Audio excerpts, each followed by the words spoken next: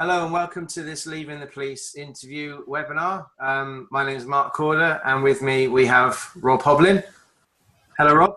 Hello, Mark, and hello everybody else that's listening here, and a nice cold, crisp morning today. Yeah, it is cold in the southeast and we're expecting snow down here in the next 3 days, so watch this space. So this is our second webinar. The first one we did was about job hunting. So following on from that, in order to get a job, at some point you'll have to do some interviews. Hopefully you get an interview and we'll talk you through the way to sort of plan and prepare those. So that's who you are talking to or who you're listening to today. Mark and Rob, we're the founders of leavingthepolice.co.uk, and you can go onto the website, find out about us and click on our LinkedIn profiles, and we're happy for you to link in with us. So today's content then, we're going to look at what the purpose of a job interview is, types of job interviews, how to prepare for a job interview, and details of the actual interview itself. So we'll start off with the purpose of a job interview. So you've got to this stage because your CV has got through the application sift process, and that's quite an achievement itself. You might find that 100 plus people have gone for that one job, and if you've got to an interview, then you've been narrowed down to a small number, maybe 3 to 5 people. So it's a pat on the back just to get to the interview. Just to add to that, Mark, it's just worth remembering which CV that somebody's used and make sure you've got your own copy of it that you take along with you, because that's what your interviewers will be using.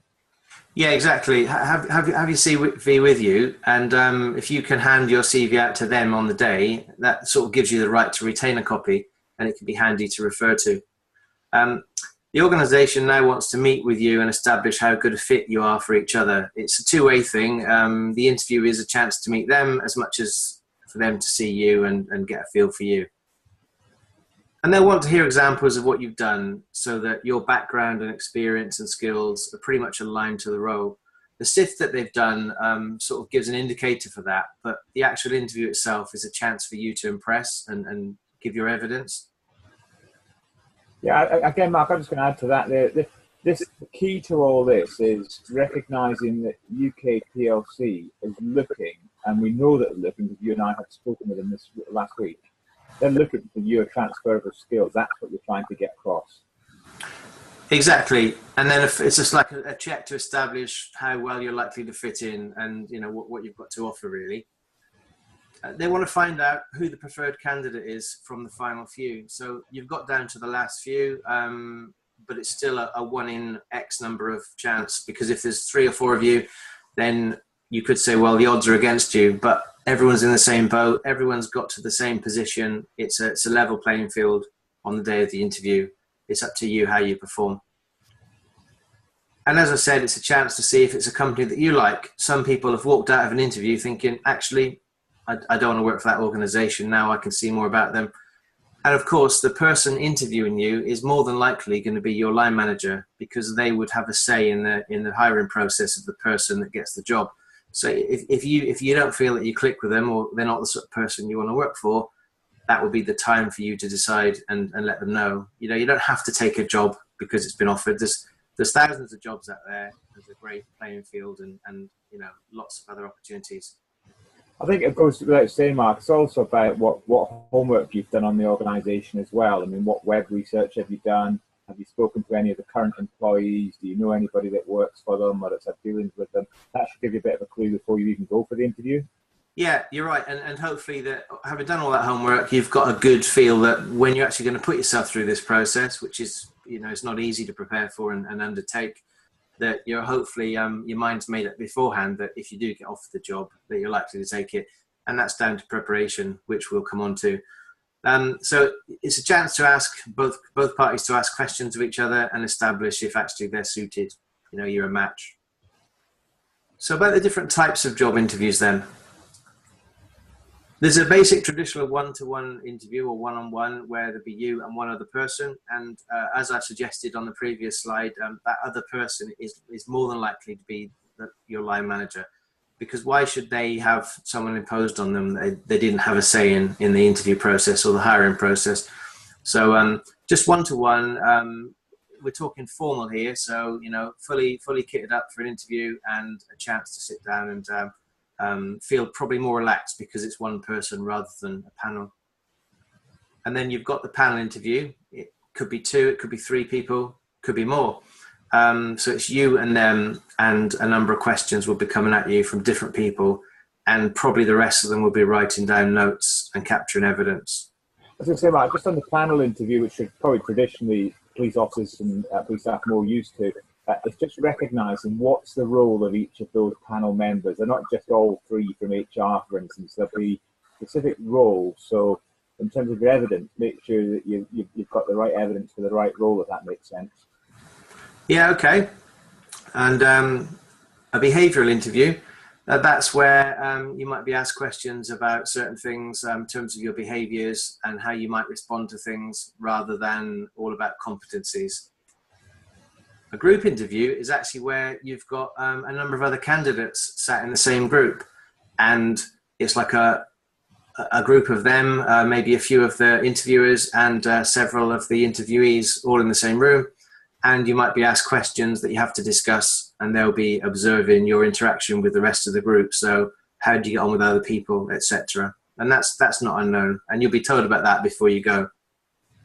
Now, you could have a phone or a Skype interview based on the fact that, sometimes companies or organizations are miles away from you. They have a head office coordinating things, and whilst your role might be just a few miles down the road from you, they might centralize the interview process and do it from a base where they have to do things by phone or Skype.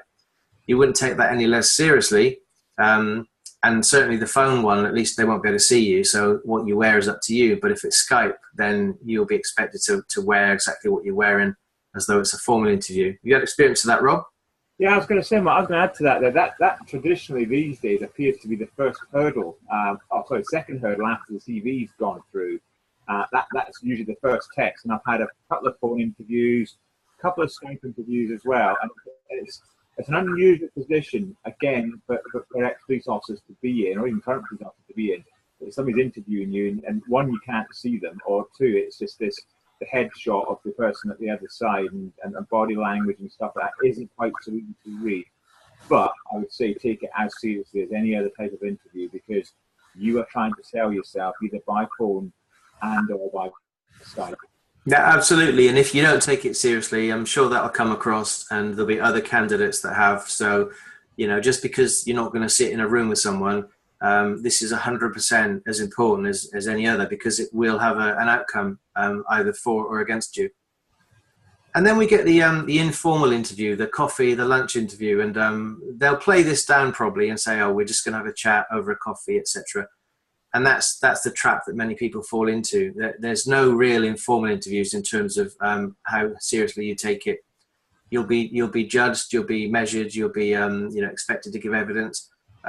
There's a risk that you'll lower your guard and not take things as seriously because it might be over a lunch or a coffee, and that's what sort of sometimes people fall into, that trap of not putting the effort in because it's just informal. And you've probably had those as well, Rob. I know I have, and you just have to take it so seriously, don't you? I can recall one particular one, Mark, in London, and the guy who I'm talking about probably, and this was an informal kind of meet-up, and it really was a case for me. Ask as many questions as you can about the organisation, about what's the vision, what's the mission, what's the objectives, how do you see me fitting into the role, what's the good thing, what's the bad thing. But try to do as much kind of fact-finding as you can if you've got the opportunity and that the other person's not a huge time talker. Yeah, exactly. And you're right. I recall that we've done, and I've done a few of these. And at the end of the day, there's a job in it for you, or an opportunity. Obviously, we work for ourselves, so we have these sort of interviews to gain training roles, etc. And there's nothing to be gained by just seeing it as just a chat and that the job's in the bag. It certainly isn't. And you could walk away from this having let yourself down just by not taking it seriously. Yeah, I agree with that. We're going to just look at some of the different aspects now. We're going to have a look at the one-to-one interview. And basically, as I said, one person, representative of a company, most likely to be the line manager that you're applying for the role. skills and experience will be deemed acceptable from your CV sift. So you've already ticked the box of the right skills experience. They just want a feel for you and your attitude, really, which you can put across in a CV. And there's a thing that people say, you can train skills, but you can't train attitude. So if you don't come across very well, or you say a few things that let you down a bit, this is where this will come out, because you're on the spot rather than something you've already put in paper in a CV. Yeah, I agree with that, Mark. One of the most important things is the rapport. Try and build rapport with the interviewer. This is the person, or you're most likely to work with. So, try and, have smiles, sort of listen to what they're saying, nod in the right places, show that you're interested. Do all those sort of typical coaching skills that, you would expect to have in a coaching session. And by all means, do some homework, find out about what coaching is, and look up what rapport means and how to get into rapport. Because if you hit it off, you're halfway there, basically. You do coaching, Rob, yeah? Yeah, I was going to say, I would add to that, for building the reporting, not everybody might understand the language of rapport. So I agree, go and look that up. But for me, it's about just be yourself, be natural, that eye contact. On the one-to-one, it really is about the eye contact. And you first mentioned the smiling piece, Mark, as well. Yeah, eye contact, smile, make the interviewer think that you really want to be there and you really want the job as well, and you're really interested and want to engage. So rapport is probably the most important part for me on that one-to-one interview. Yeah, and just picking up on your smile thing, it's not easy to be smiling when you feel like you're under a lot of pressure in that situation because you want the job so much. You have to remind yourself to smile sometimes. Yeah, it could all feel very serious. And if you look like a rabbit caught in headlights and look like you're nervous or out of your depth, obviously that's not going to show yourself as being very confident, and that's another thing. And confidence is internal in terms of how you feel, but actually it's how you project yourself. You can feel not very confident because of the situation, but you can actually look quite confident depending on how the signs you're giving off. It's that swan looking graceful but paddling like mad underneath the water, and you probably do well to go and have a look at how to appear more confident and do some research on that, because it is something that you can perfect. I was going to say, the other thing for me, Mark, is, and I picked this up in some of the interviews over the last month, is police officers in particular, don't undersell yourself. Don't try and do a kind of rank and roll kind of comparison with whatever the role is that you're going for, and think, that's a bit of a shock to nothing, I'm here because I've got a day off kind of thing. Really go for it, and don't underestimate those skills, those transferable skills in that one-to-one interview. Exactly. And if you have the confidence and you think, well, this job might be above a position that I've been used to working at, but I've got the skills and experience for this. And the fact you're at the interview and you've got through the CV says that you have. Mm-hmm. So don't let that bother you. I mean, we know people that have left the sort of police of a particular rank, like sergeant, inspector, PC even, and ended up in some senior roles. Yeah. Because it's how you project yourself and how you put the evidence across of what you've actually achieved.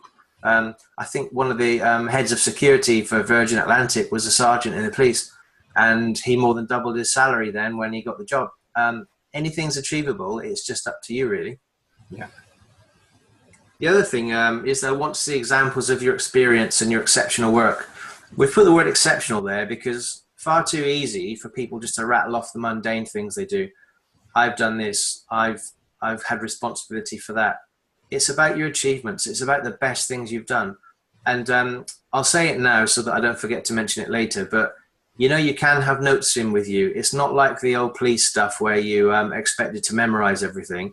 If you want to take a pad in with you with some notes on it about your best pieces of evidence, that's fine, because nobody's actually doing a memory test in the civvy street and the outside world. They actually just want the best person for the job. So if you happen to have some of the best experiences, don't leave them at home on a notepad and then not be able to recall them. Just take the notepad in with you and look down at it once in a while when you need to. I think I'd add to that, Mark. It's just make sure they're comfortable with that. And you're right what you're saying. 9 times out of 10 they are, but don't presume it's okay just to go and get a pad out. Just say, do you mind if I refer to some notes that I've made earlier? And that actually is a good thing, because I think this guy or girl's done some homework and they want to bring that homework in with them, which is great. Yeah, they can see you're prepared, and that will impress them against other people who maybe haven't prepared as much. It just shows how much you want the job. Panel interview, basically interviewed by more than one person, and typically is 3. And you can see in the picture there, you've got the desk in between you, and they might be writing notes. And it's important that you speak to the person who's asking the questions. Probably be an HR person there, a manager, and maybe even a future peer.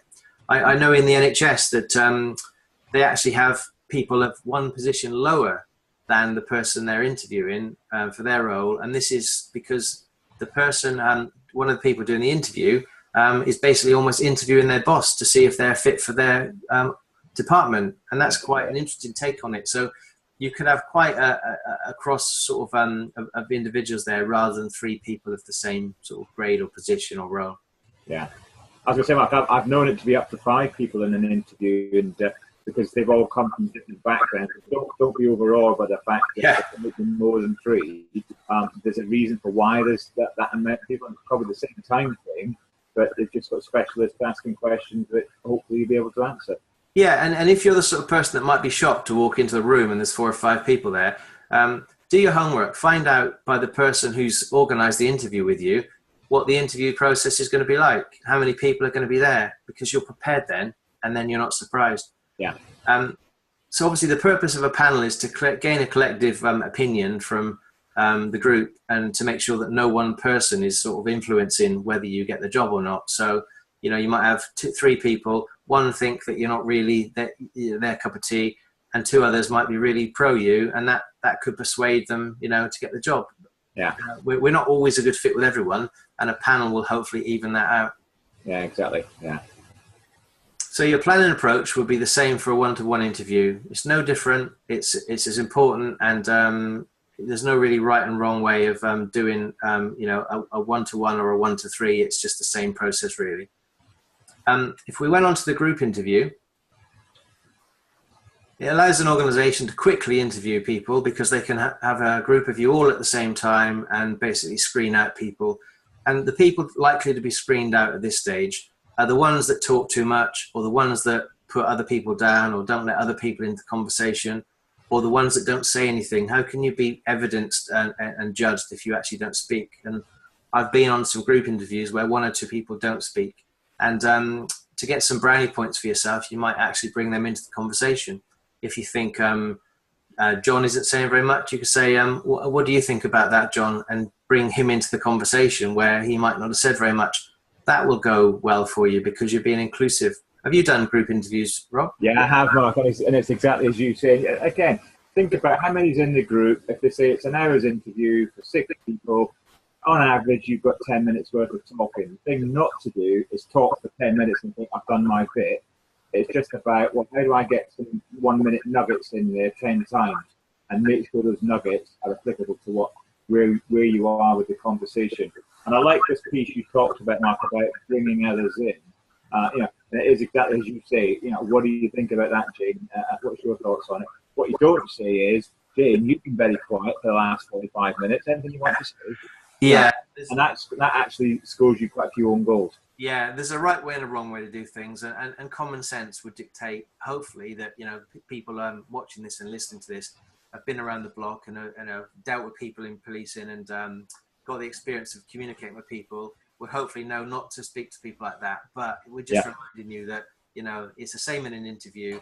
You can try your best to help people out, but if you go about it the wrong way, as you just said, Rob, it's going to be a few own goals scored there. Yeah. So it could start with a presentation to the group, and then people from the organisation will speak to the candidates individually within a group setting, and there could be some group discussions around the table. So candidates are encouraged to interact with each other. So this will be maybe where they just stand back and let you discuss an issue or a problem and get on with it. And as Rob just said, you know, there's a way of bringing people into conversation. Just make sure you don't sit there and say nothing. You can't be scored, or they can't get evidence if you don't speak. So it's important you have your say without hogging the limelight. I was going to say, Mike, just to add to that, the other thing to think about, and again, talking about scoring points, is probably nobody will know each other. It might be wise to think, well, we need the chairperson for our group. Does anybody mind if I act as the chair? And there's nothing wrong with asking that question. Or does anybody else want to be the chair of this group? You know, so whether you're taking grip and you're showing some leadership skills by identifying the need for a chair, not necessarily putting yourself up for it, but asking that question right at the very beginning of the group discussion. Yeah, I like the fact that you've offered it open to the group first, and if there's no takers, then naturally it seems the right thing to do then, since you've mentioned it.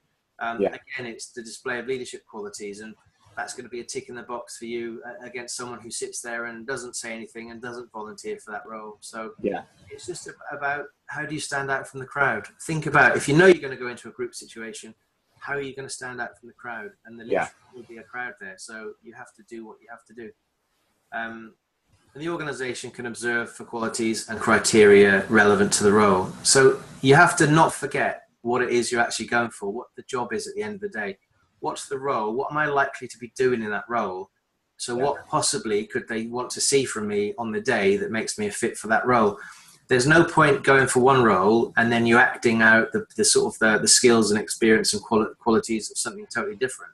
So it's horses for courses. Know the role and then know what you needed to do on the day to show that you've got the capability for that role.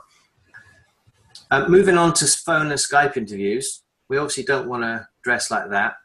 And the main reason for this is the distance. That's why we have them. It saves time and money. Take it seriously, as we've said. Make sure it's all done as you would a face-to-face. It basically allows the recruiter to interview lots of people across the country and then make a final decision. And that final decision could be, right, I want you to come in now and have a final one-to-one interview face-to-face. So it's more of a screening process than you've got the job necessarily. But the important thing here, if you look at the picture, the guy's taking the time to iron his shirt and put a tie on, but he's going to be really stuffed if they ask him to go and turn the light down or something, because they're going to see exactly that he hasn't bothered on the lower half. And so many people get caught out, and it could be by design. They might ask you to go and stand up and walk around or do something, or just by accident because you have to.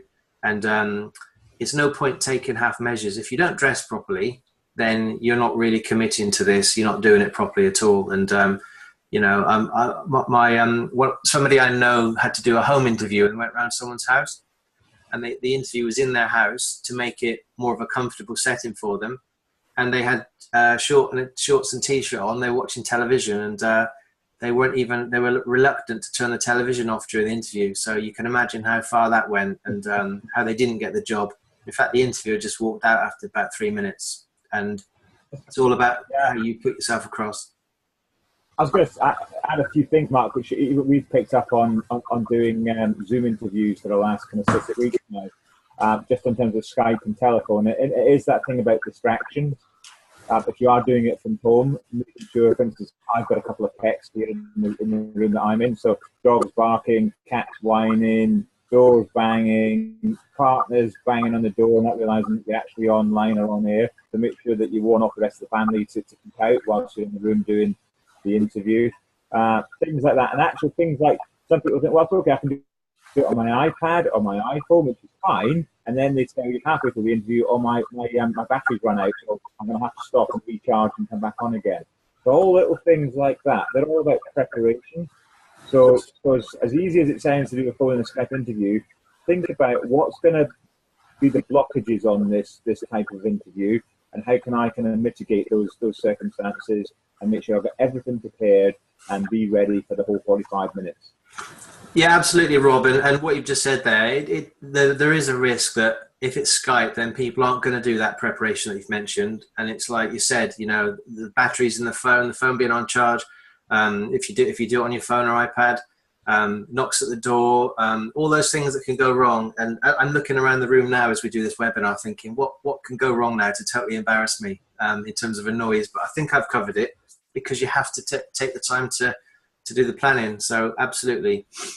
Moving on to the informal lunch coffee interviews then. This is type of interview process. It's to make you more relaxed as much as anything, to help calm the nerves. The interviewer and the organisation just want to see you in a comfortable situation so they can get the best out of you when they do the interview, rather than booted and spurred, sat at a desk with 3 people looking at you. Sometimes they do it differently, but this is the view that they're taking, that they want you to be more relaxed. Can be used early in the recruitment process, and it gives both parties the relaxed setting to establish if they're a good fit. And you can see from the picture, it's that sort of thing. There might be other people in the background listening in, but it's just a chance to see if early doors, if this is something that, you know, it's got mileage, and both sides are happy to continue. It could be that you're clearly preferred candidate and you've actually ticked all their boxes and you're down to the last one, and it's like a sign-off process. You know, they like your CV. You may have done another interview before, more formally, or they just want to do this from the CV and a telephone call. And now it's just a final, yeah, do I like you? Do you like us? Yeah, okay. And it could be, as I've said at the end there, it may be that you were headhunted. You are the preferred candidate.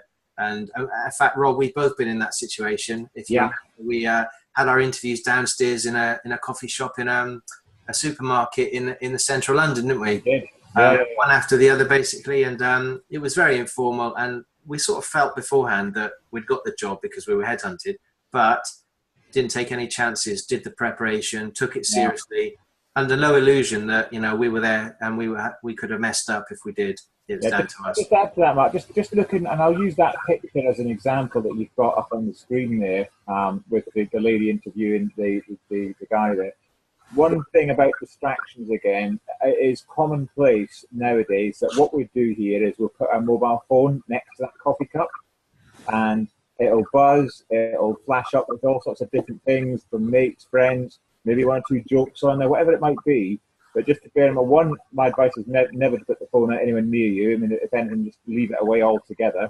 And 2, if you have got to have it on there, to put it upside down so you can't see the screen and the interviewer can't see the screen, because you have no idea what might flash up on that screen, and it could embarrass you and the interviewer.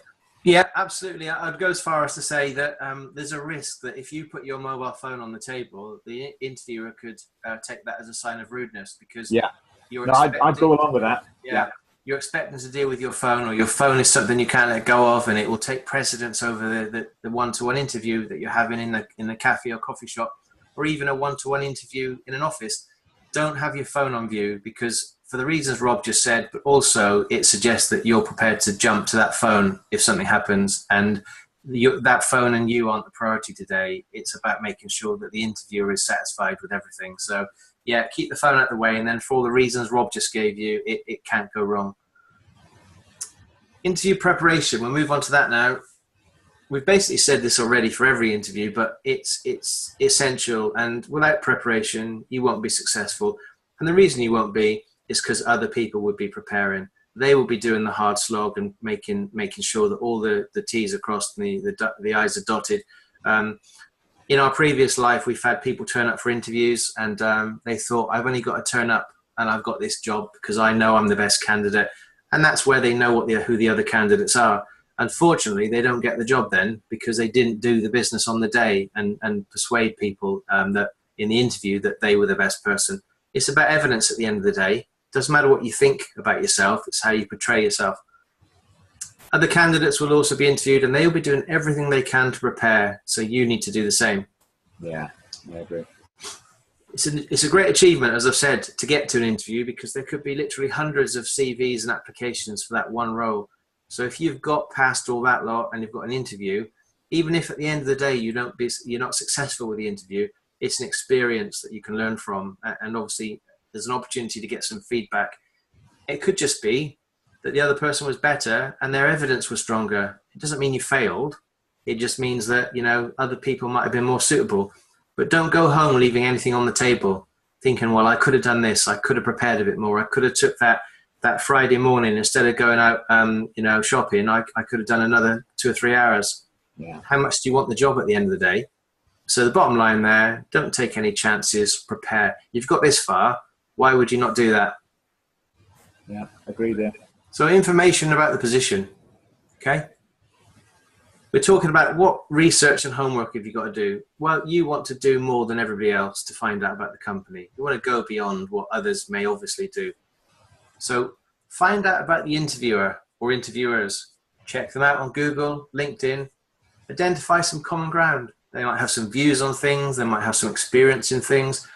anything you can have a conversation with, rather than just make it, they ask a question, you give an answer, a bit of to and fro between you with some conversation here and there, it's not going to go amiss. It makes you more human than just a robot sat there answering questions.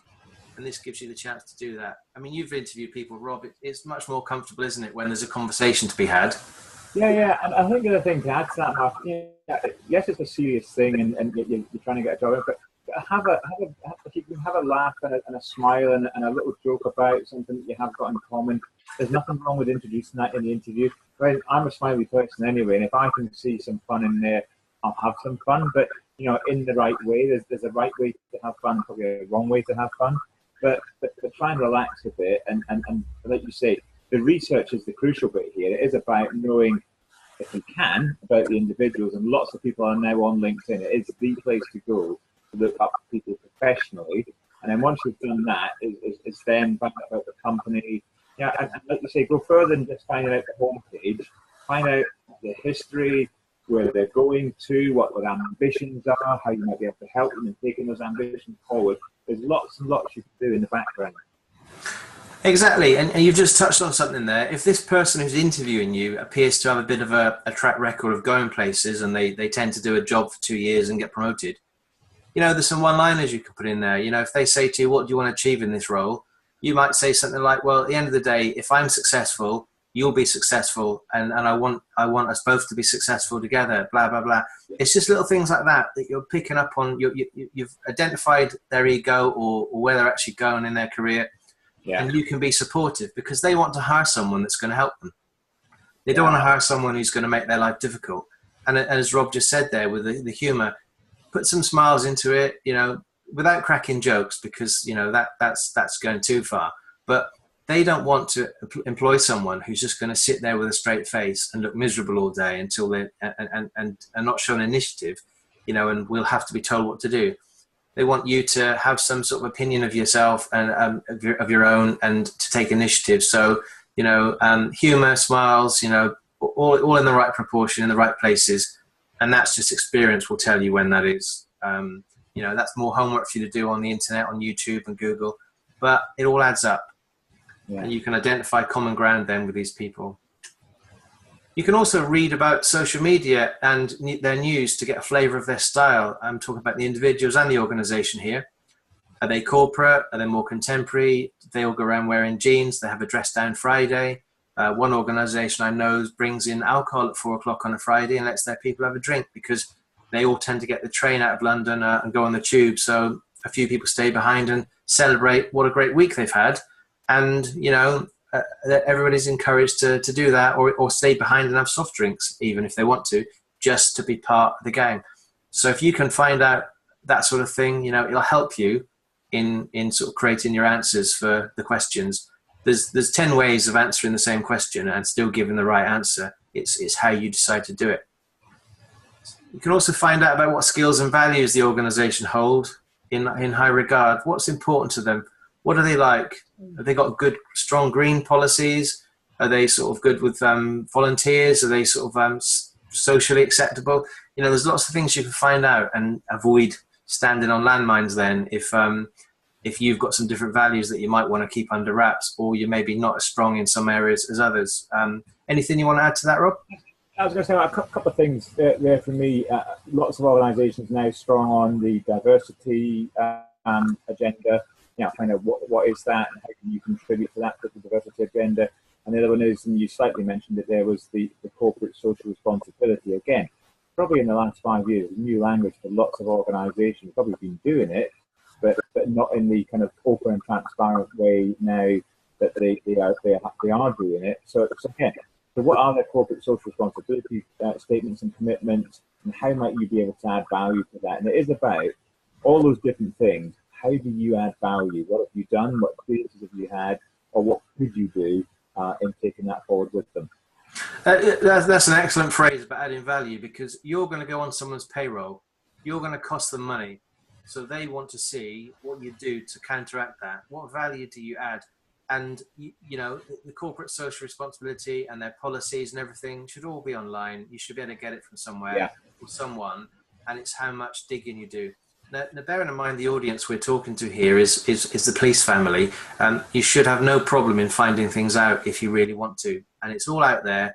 And this may place you in a better position than someone going from a corporate role to another corporate role who isn't used to doing that sort of digging. So this is where your policing background goes to the fore. Gets you the chance to establish who the key players are in the organization, in the team that you'll be working in, and who you'll be working with.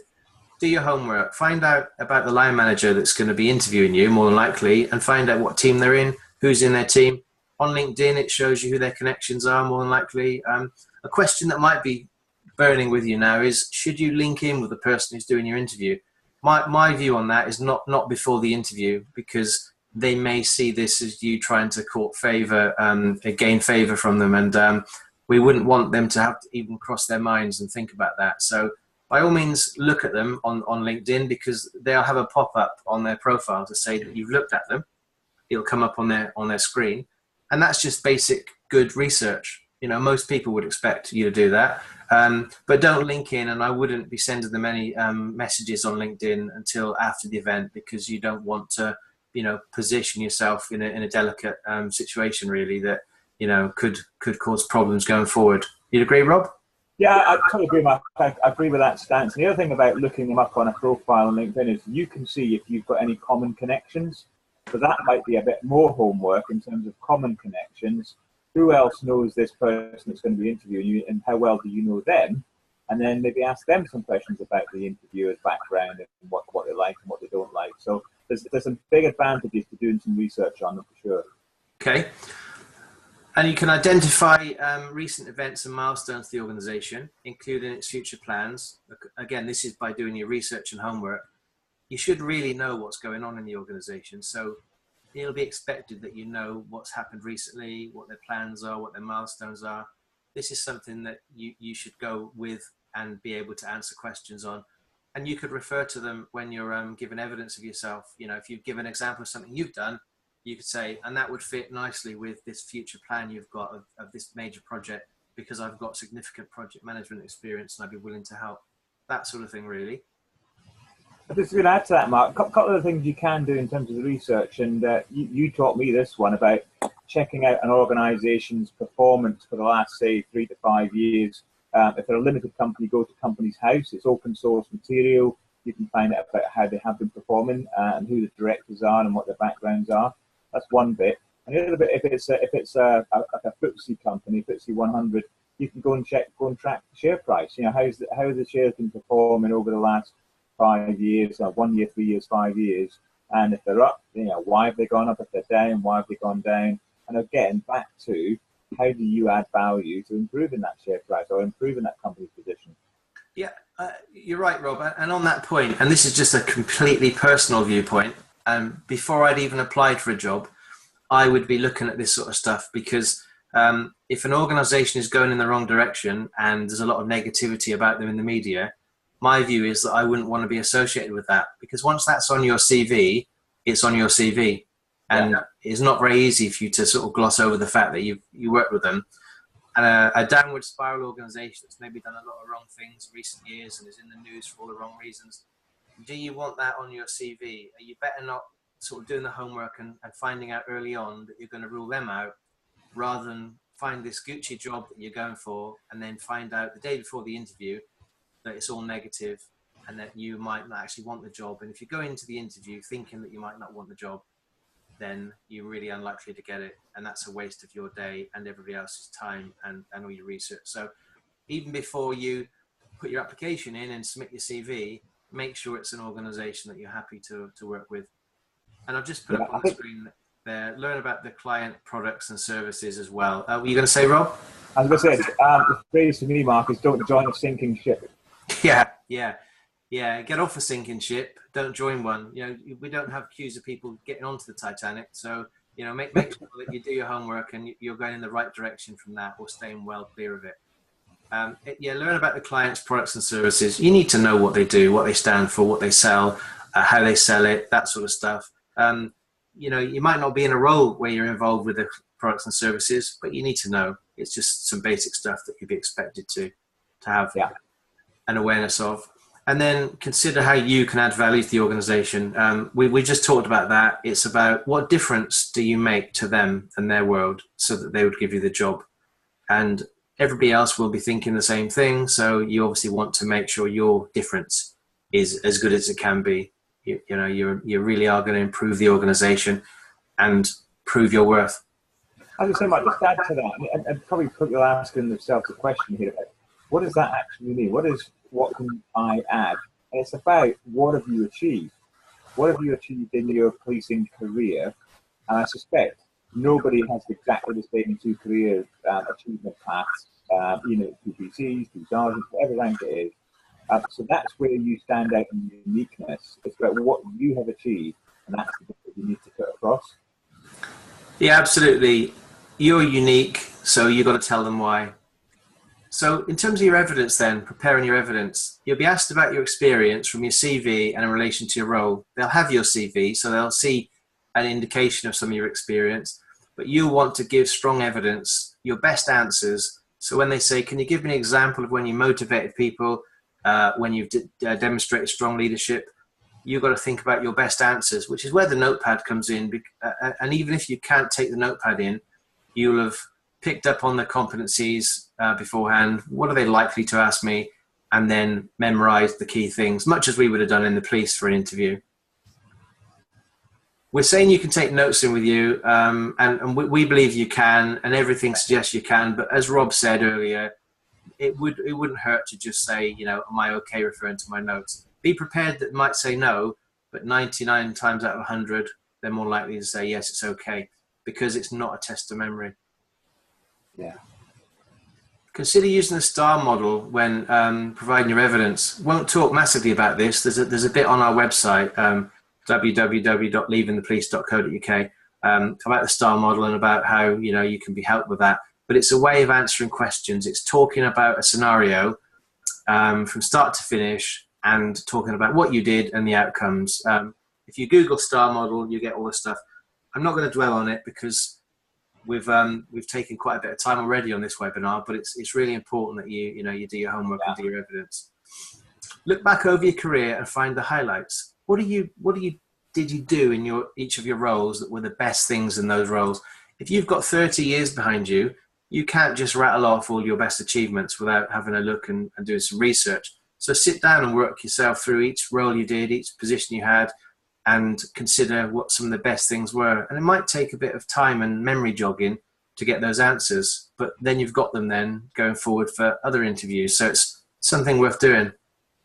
I say, Mike, the only thing I'd add to that is just remembering what the outcome was. Whatever that situation was, what was the outcome for you as an individual? What was the outcome for others? That's the bit that they want to know. Exactly. Okay, I mentioned the STAR model. That's what it is there. I won't go into massive details on it other than to say it's a format for answering questions. And we've actually, if you haven't got experience of this, there's a link there to our page on our website, and you can have a look at that. But it's a process for answering competency-based questions and questions that come up. If you answer them following the STAR, you should have a better chance of answering the question and giving them the evidence to write down. So dress and appearance then. This is important. Everything's important, but this is important for sure. I'm just going to put these up here. These are things to bear in mind about how to sort of attend on the day and what to look for.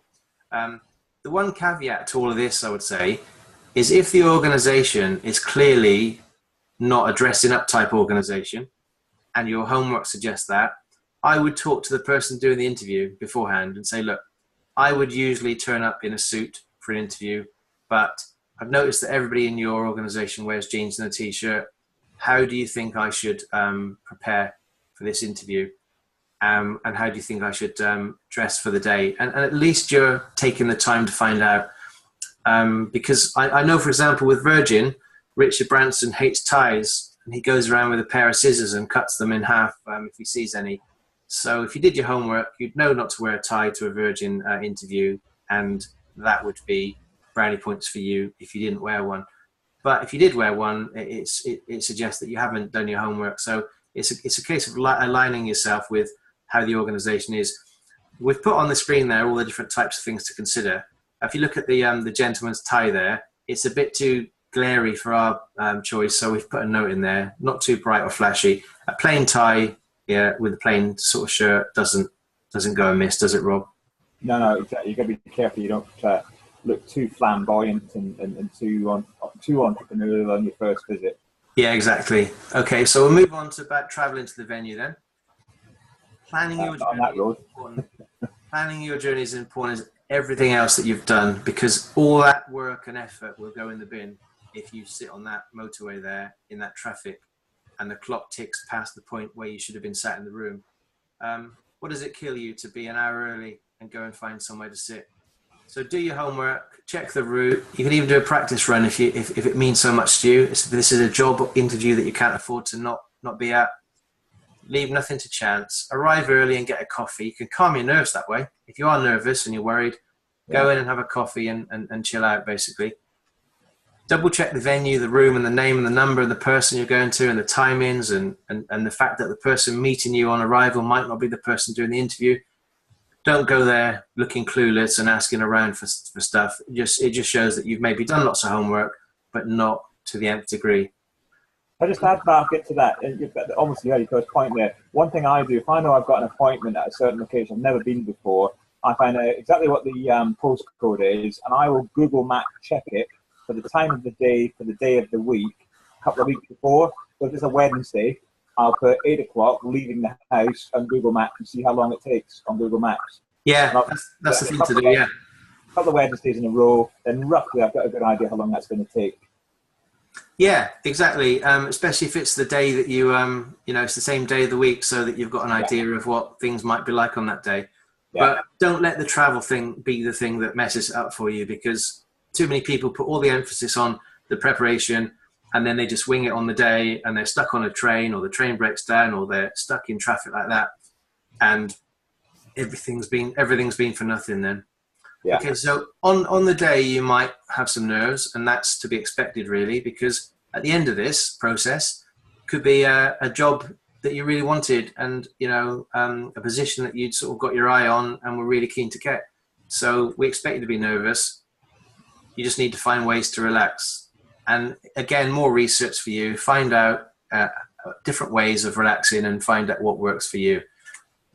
You want to reduce your stress on the day. So you can do that by not being late, by knowing where you're going, not sitting in traffic, not having to look at the clock every 5 minutes will help, thinking, oh, am I going to make it? Am I going to make it?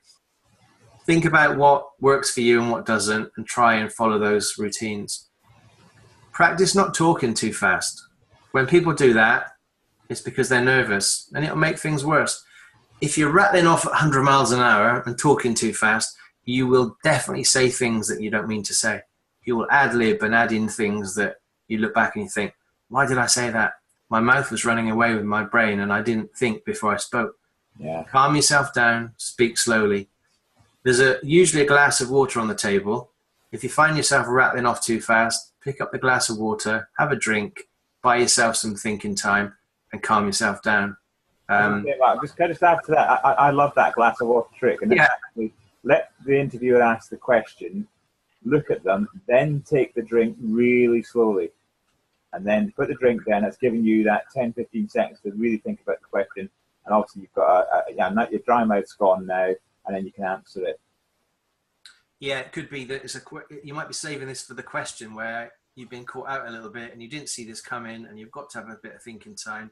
The glass of water gives you that, because of course what you can't say in the interview, you can't say, I don't know, I'm sorry, I can't think of anything. And you can also not say, can we come back to that later? Because I can guarantee you there'll be no time to come back to that later, and they'll just have a blank box in front of them where they were going to write some evidence about you.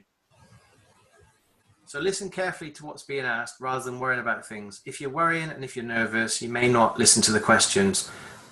And you could just say, can you repeat the question, please? That doesn't go against you, but hopefully we're avoiding that. So don't dwell on things that you think may have gone badly. If you think you gave a poor answer, you can't really do much about it unless you want to correct it straight away and say, I'd just like to add this, or I'd just like to say this about it. But if you've moved on, then you have to move on. don't be on the next question thinking about the last question, because it's just going to get from bad to worse. So one bad question doesn't end an interview. Everybody else might have a not so good question. They will look at the whole thing and think, do we like this person? Do they tick the boxes? Are they a good fit for us? If you are, one question is not going to be the end of it. So put it behind you and move on. So let's just quickly talk about the interview process then. So we're walking in confidently, we're smiling, and we're giving a firm handshake. We don't want any sweaty palms. Yeah, if you're nervous, you need to have got that out of your system before this point. And how you deal with that, that's up to you. We've given you some ideas there, but it's what works for you really. Rob said earlier, take a copy of your CV and give a copy to each person in the room. This sort of gives you permission to look at your CV then, if everyone else has got a copy. And you can actually look at the CV and say, I just want to refer you to this paragraph in my CV or this role in my CV. And that lets you look at it, and it lets them look at it. It also shows preparation and thought for the interviewers that you've actually given them a copy of your CV. Yeah. The glass of water trick, we just covered that one. Look for it, note where it is, make sure you've got your chance to use it. Ensure the interviewer can see your hands at all times. Research suggests that they're likely to trust you more if you're not hiding them. What that also means is you can't be fiddling with them. And if you don't have to be holding pieces of paper, if you're not holding anything, then just put them in your lap, put them together and try and keep them there. Unless you're actually going to explain something, and sometimes we move our hands around, that's fine. Remember to put them back so that you're not fiddling with them. Interview questions. So what are the questions likely to be that you're going to be asked? What type of questions? They could be competency-related questions designed to elicit answers of your past experience relating to the role. Theoretical questions asking you what you would do in a given situation. Or questions about you. Example, tell me about yourself. Not a question per se, but it needs an answer. Why do you want to work for us? That's a fair question, and you should really have an answer for that, because a lot of people get asked that. Why are you interested in this position? So what's special about this role in the organization? They might ask you, why should we hire you? Because there'll be maybe 3, 4, 5 other candidates. So why you? What's your unique selling point? What's special about you? What's your greatest strength? And what's your greatest weakness? Now, this is all about preparation and requires some homework here to think about, because you should expect these questions. The one where it says, what's your greatest weakness? This is where you can turn it around, because you can say what your greatest weakness is without being, too negative about yourself, but show how you've turned that into a positive because you've learned from it. So it could be that I'm someone who's not very good at this, and I recognize that and identified that in myself, and I've got feedback from other people. So what I did this course, or I did this personal development, and there's been a marked improvement, and I'm on the right track now, blah, blah, blah. What you mustn't do is talk about your weakness and then not show that you've done anything to address it, because that would be the same as having a role with them, being in the job, having a problem and an issue and doing nothing about it. Do you agree with that, Rob? Yeah, I do. Yeah, the other thing I was going to link in with that was there might be one of the skills or competencies within this new role that you might not have. So technically that could be classed as a weakness. And that's maybe what they're going to be trying to kind of get out of you. And that's the opportunity for you to say, I recognize that I might not be as up to speed with X, Y, Z as what you maybe need for this organization. However, given the opportunity to take the role on, this will be one of my key priorities for self-development. And that way that you've recognized it, and you recognize it, you can do something about it. Yeah, absolutely. This question, the weakness question, could be a great question that sets you apart from everyone else if you answer it properly. Yeah. So competency related questions then, these are based on your experience, and they might just have a score to give you, a 0 to 4, or it could be a 0 to 5. And these are the types of things that we're looking at. So have you given any evidence? Is it poor evidence? They have some concerns. Is it satisfactory? Or maybe you give an excellent evidence, it's very strong, and they want to give you the top score for the question. And it could be as simple as that, maybe with some writing down some things that you've said. So you have all the answers from the things you've done. Everything that you can give as an answer here is in your memory, is something that you've done in your past, which is why preparation is important.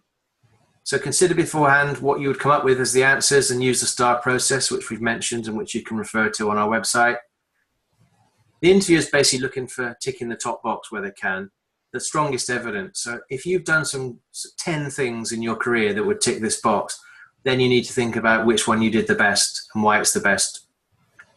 And they may have a scoring system to make it more objective, because if there's a few of you, then rather than just saying, oh, so-and-so was the best fit for this, they can look at a piece of paper as a group and say, yeah, it was clear. David or Emma had the best scores, and that's why we want to give them the job. So you're going to make a plan before you come in and stick to the plan. Don't be wavered. If you've done your homework and you've identified all the best bits of evidence for yourself, use those and be prepared to have another piece of each question. And you might be thinking, well, what questions are they going to ask me then? Well, think about the role that you're going to be doing. What questions are they likely to ask you? What does the role involve? What competencies does it have? The questions would be related to that. The only thing I was going to add to that, Go on, Rob. Yep. Yeah, the thing I was going to add to that was just be mindful that you're coming from policing background, not to use policing language, because they won't understand it at all. So, for instance, if you say, I was a custody sergeant, that means absolutely nothing to a member of the public who's interviewing you behind a desk.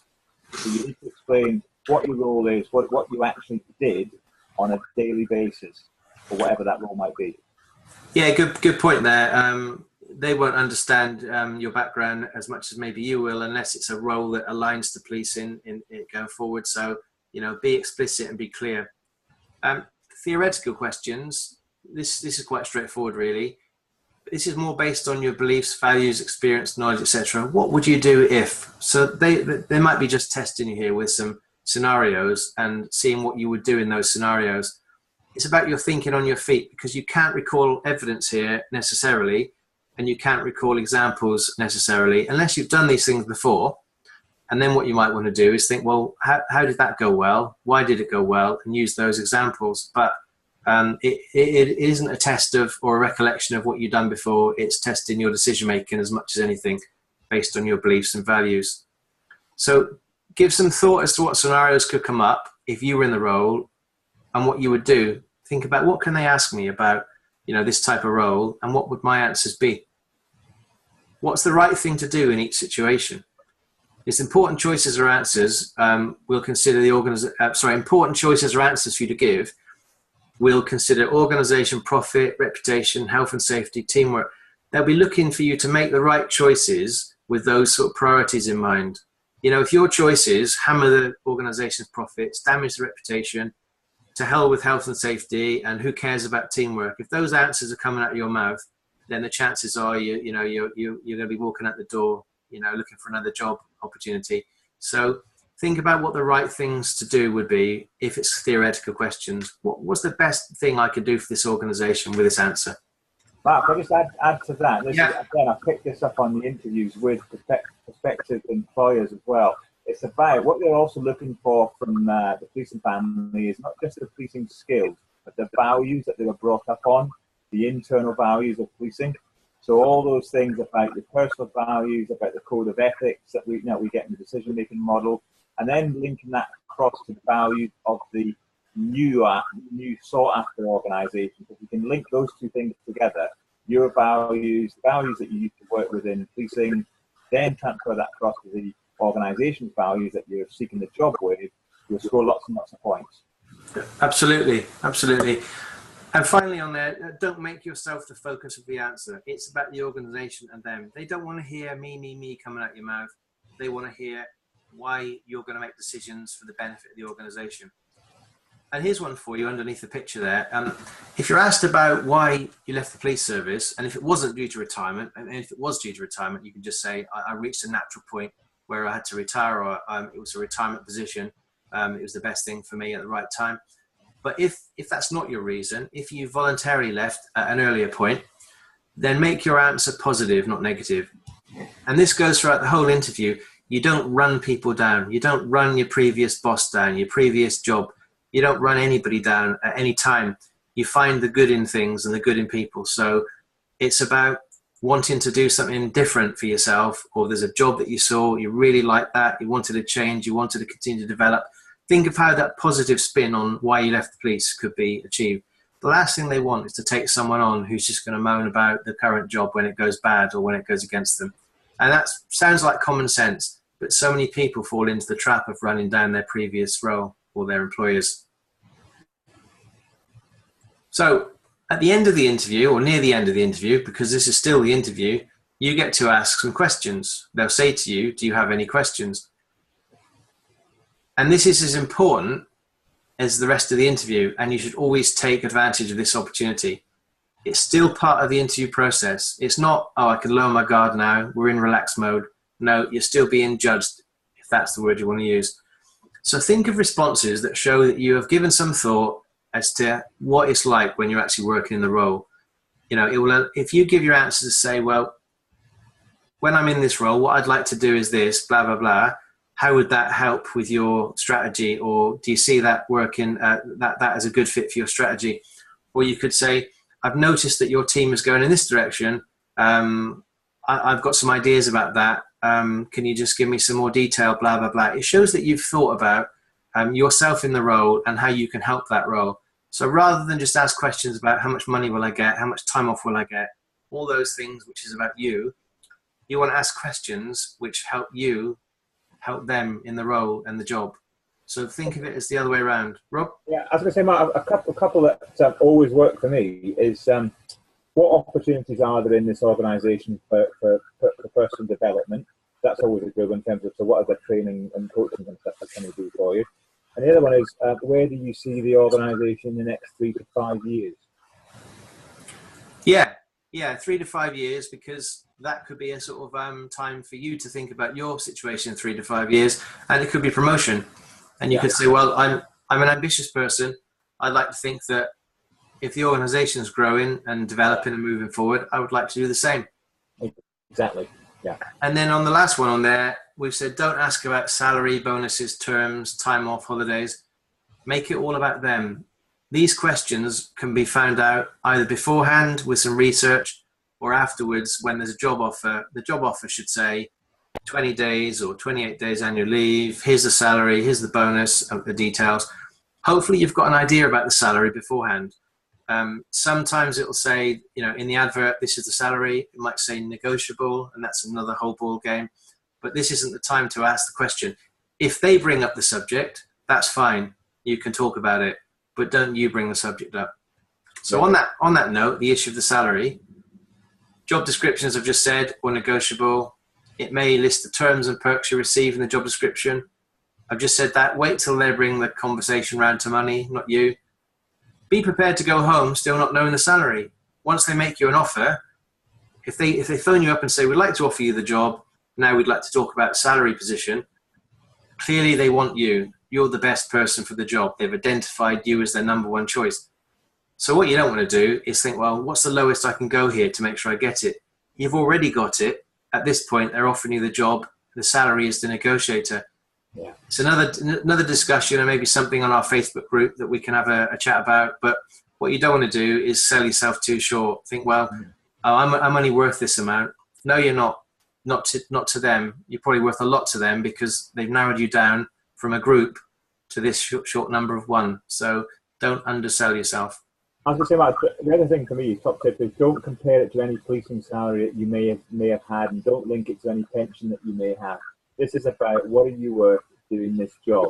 Don't add any new salary with your pension as an example. But that's not what you're worth. It's what you're doing for the new role is what you're worth. That's a great point. I've heard so many people say, well, my pension is this amount, so I need to get a job that bridges the gap between what I used to be on and the pension. Yeah. And you basically working full time for less money than you were on before. Yeah. So the thing to do is, I've just put the last bullet point up there, find out what the typical top end of that role would be in outside industry and get yourself within 10% of that. Because if you're brave and you say, well, this is what I'd like, you can negotiate downwards if they say, oh, that's too much for us. You can never negotiate upwards. Once you've said, I want 40K, but everybody else is on 60K in that role, you can't negotiate up then because you've said what 40, you're happy with 40K. And when you settle into the job and you're doing it, how quickly you will become miserable when you find out that you're on a lot less than everybody else. And it doesn't work like, you know, the police where you're on pay bands and people in certain roles start on this role. Quite often the case, everybody in the same sort of department or same sort of, who might be peers, it could be on different salaries. So it's how well you can negotiate. So start high because you can come down. Start low, you can't go up. Yeah. So believe in yourself, because if you don't, why should they? But it's not all about the money. There's other things you can consider as well. We said about being in the top 10% pay band of that role, that's what to ask for. But if you get things like a company car, less distance to commute, your commute time's cut down, better annual leave allowance, contributory pension scheme, private health, performance bonuses, sick pay, promotion prospects, all those things are also worth considering. If the money isn't right at the top end, but these things are there and it ticks your boxes, it might be that you trade in some of your salary to get some of these things, allowances, perks, call them what you like, could actually be worth more, particularly performance bonuses or a car allowance. You know, a car allowance could be 10% of your salary. So you've got to bear that in mind when you get the job offer. Yeah. Work out the value of the above and what they mean to you, and that will help you be more relaxed about the salary issues, because they're all perks at the end of the day. Okay, so finally, good luck from us. And remember, leavingthepolice.co.uk, there's lots of information growing on the website. There's so many interviews now with people who've left the police, got jobs or set up in business, have made a good go of things. Watch those videos. There's even people on there who are recruiting people, and they've got some tips for you about interviews. Yeah. We have the resources to help you, and we'll continue to do so and continue to grow. Any final thoughts, Rob? No, just to wish everybody good luck. All those that are watching this or listening to this, just say, you know, watching and listening is the big thing we picked up on the interviews themselves from people that have gone to an industry is self-belief. You really have to believe that you're good enough to do whatever the role it is that you're going to pursue, and don't underestimate those skills that you have got that are transferable. Because as you and I know, Mark, from talking to industry last week, all police officers in particular who are moving across are sought after for many industries. Yeah, exactly. Don't be searching for those jobs that pay minimum wage, thinking that's all you're worth. You're worth a lot more than that. And hopefully this community that we're building up, you can get some idea of that from people who've already got decent jobs and watch their interview videos that Rob's done on our content and videos page. Okay, so it's goodbye from him and it's goodbye from me. Thank you. Good night.